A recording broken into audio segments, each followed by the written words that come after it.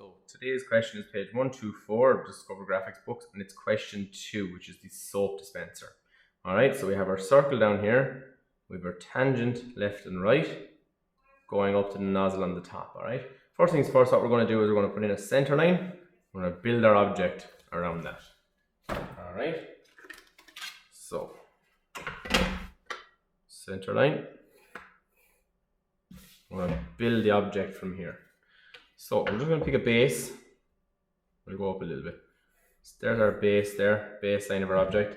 It tells us 30 up from this is the center point of our circle. Center point of our circle, which is radius 40. So I'll do my usual radius 40, marking it down there. We get our circle popped in. Do this circle nice and light now because portions of this is getting chopped off. There's my center point. Bottom gets chopped off, so we know that. We'll keep the rest of it nice and light.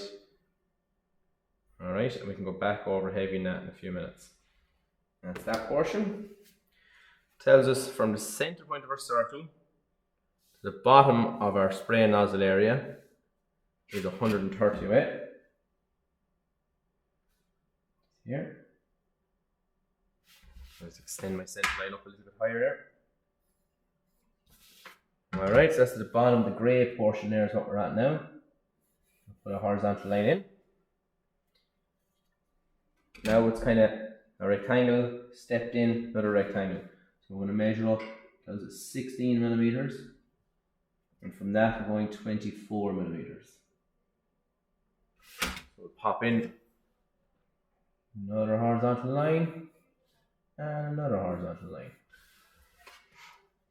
Alright, so this is 32, so that means bottom grey piece 32, so 16 either side of our line. Heavy that in.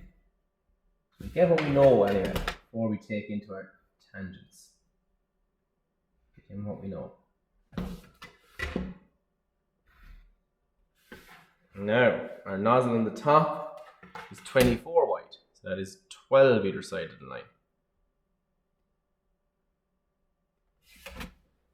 Alright, pop that in, nice and heavy.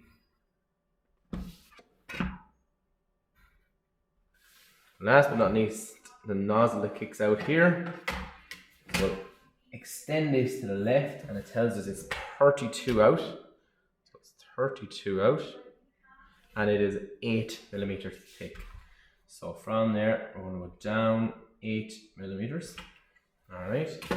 So we'll put another little light line there and we can close this off now. Alright, so that's the main area now all popped in. Everything heavy that we could pop in heavy, we have popped in heavy. Alright, now the only piece that's not popped in heavy are our tangents either side. So we'll call this point P, just like they would in the example in the previous page. Here's our circle, so the point, we're creating a tangent from a point external to a circle. So what you do is you join the center of the circle, point P, nice and light. You get your compass, stretch it over halfway, swing an arc either side of that line. Now we're going to move the steel to the other end of that, swing an arc either side of that line. Where they cross over together, we want to join the two X's. There we go, there to there, and we've hit a midpoint here. Midpoint of the line, that'll be our center point for our arc. When you're swinging the arc, you swing the arc on the side that the tangent is. So because we're using this side, the arc has to go this way because this is the outside, this is where the tangent's making connection. So we're swinging that. You don't have to obviously swing this every time. You can just do a portion that'll hit the circle, but we're going to pop it in anyway just to show you. Putting our semicircle this side, that's where our tangent's going to be. This is where contact's made. That is the POC, point of contact. You can join your point of contact, the point P, nice and heavy down to it. Now we could do it on the other side, but because we have it done one side, it's a mirror image, the center line shows that. We're just going to bring ourselves over, speeds up our question. POC again.